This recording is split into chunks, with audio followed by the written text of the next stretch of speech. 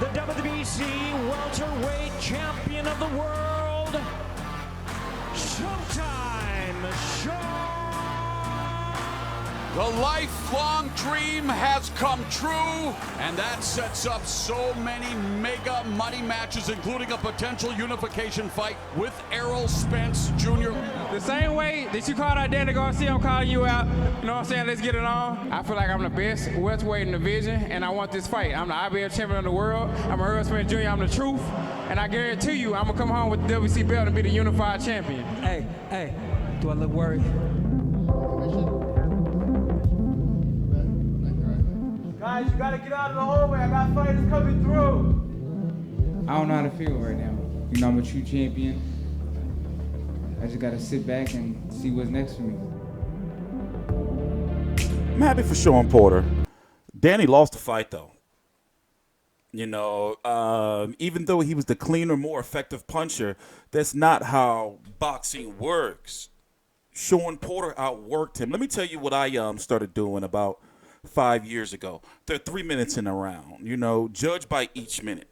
And Danny Garcia was allowing Shawn Porter to outwork him, even though he missed almost 300 more punches, 270 according to CompuStats.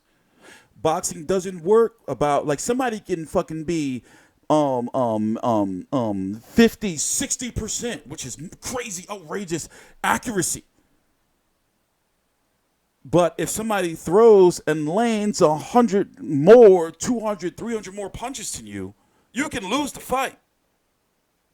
And I was watching, I was thinking, damn, Danny's not doing enough. Yeah, he's hitting Shawn with clean shit. Yeah, Shawn is being, you know, humble in his approach. But once Shawn would get in on the inside, he would be working where Danny wasn't.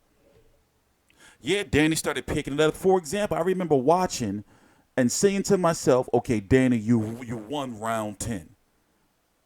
And then he let round 11 go. For example, let's go. That was round 11. That was round 10 he won, right? And he let 11 go. Look at the cards. 116, 112, 115, 113, 115, 130. That's a round difference right there. It was a very, very close fight. And it can be a rematch one day, but you can't. I'm not going to say that Danny Garcia was robbed. And also in close fights, I don't believe in saying it. In a fight this close, I don't believe in saying it would have been a robbery. For example, if Danny Garcia would have won, I would have been like, damn, he barely pulled that shit out. But he's had too many gifts in the past, you know. He's had a lot of gifts. You know, and Danny Garcia will still beat majority of the 147 pounders, but when it comes to Shawn Porter, he's got the will.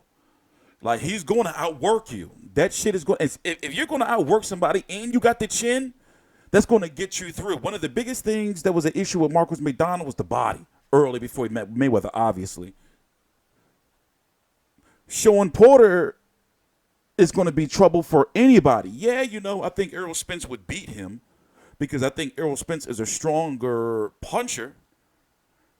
But Danny Garcia, you know, he just didn't do enough. For example, let's go look at Danny's resume, which is Hall of Fame already, by the way. And I know people are going to argue that. But if you look at the level of competition and with the system that he's had, is hard fight, easy fight, hard fight, and the fact that he didn't get shut out or anything was a very close fight where he let a couple of rounds go.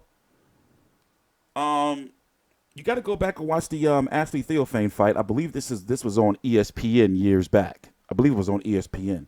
This was a close fight in which, you know, he got the decision.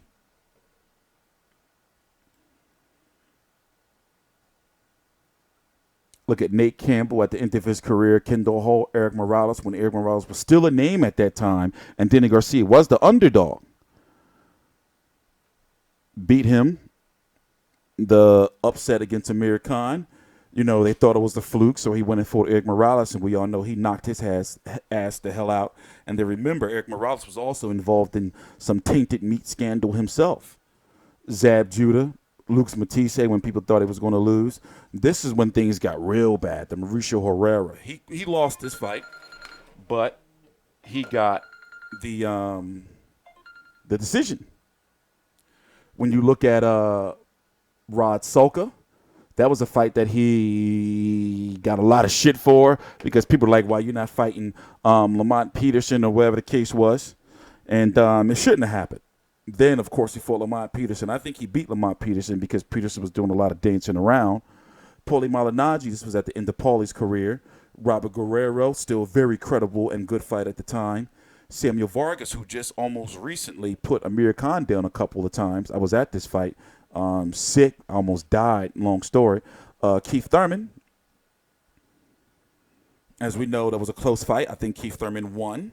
Keith Thurman at that point in time had fought Shawn Porter before that. Hasn't been seen since. He's supposed to be coming back on the undercard of Wilder versus Fury. Then you have Brandon Rios, which was a win for Danny Garcia as a comeback fight. And then, of course, Shawn Porter. But Shawn Porter is now in a position like where, now he gets to call the shots. For example, Eddie Hearn wants to make an offer to him. He did an interview. Well, Kenny Porter did an interview on the Boxing Voice, and they're saying that he's a free agent. So I want to know what it means when they say a free agent, as in, are they a free agent from Al Heyman? Because he's never had a promoter. And that's been known. I mean, yeah, he fights on, for example, how it works is if you fight on the West Coast, then you're going to be on the TGB Schaefer card. If you fight on the East Coast, you're going to be on a DeBella TGB card. If you fight in like the Midwest or some shit, it's like Warriors Boxing if they're still around or something like that. So he doesn't really have a promoter. So, or over in the West, Midwest promotions too. So if he doesn't have a promoter, then what do they mean by free agent? And Eddie Hearn wants to offer a deal to Shawn Porter. And frankly, if he takes like big money, I'm not going to blame him because he's been a B-side for so long. Like a B-side in like big fights. Now he's got the green belt, Even though Keith Thurman is still by right the number one guy, and you got Errol Spence, who's the boogeyman, and Crawford. People still trying to see what's going on over there because he is on the other side of the street of these guys we're talking about. So it'll be real interesting. Like, what if, for example, there was talk of Shawn Porter and Top Rank about a year and a half ago, maybe 2 years ago, What if he goes over there? What if Top Rank is like, listen, we're going to bring Shawn Porter over, and then Crawford's going to fight Benavidez October the 13th. Then after that, he'll fight as mandatory, and then Shawn Porter will have a fight, and then they'll both fight sometime by the middle or end of next year. It's possible. It's possible. And I think he would, it depends on how you look at it, though. Because I'm sure that right now, between the Zone and Top Rank, if they were to offer, they're going to throw a boatload at Shawn Porter because right now they need a flagship name and a world champion to get that WBC belt in their stable. I'm sure they would pay for that. But like I said, I'm happy for Shawn Porter. Things were getting kind of hairy for him when people were like, "Yo, then if Danny Garcia is not going to fight you and he's fighting Brandon Rios and Keith Thurman's not going to fight you, then why not fight Errol Spence?" So he said he's going to fight Errol Spence. But understand, Errol Spence got plans. Heyman and Showtime, it's not in his hands. He's fighting Mikey Garcia, right? Then they're not. Him and Shawn Porter are not on the same timeline. Shawn Porter is like going to return for September the 8th. You can say in the time frame of, I would say January is too early. I would say February, March, no later than April. And remember, we're in an era where fighters want to fight 3 times a year.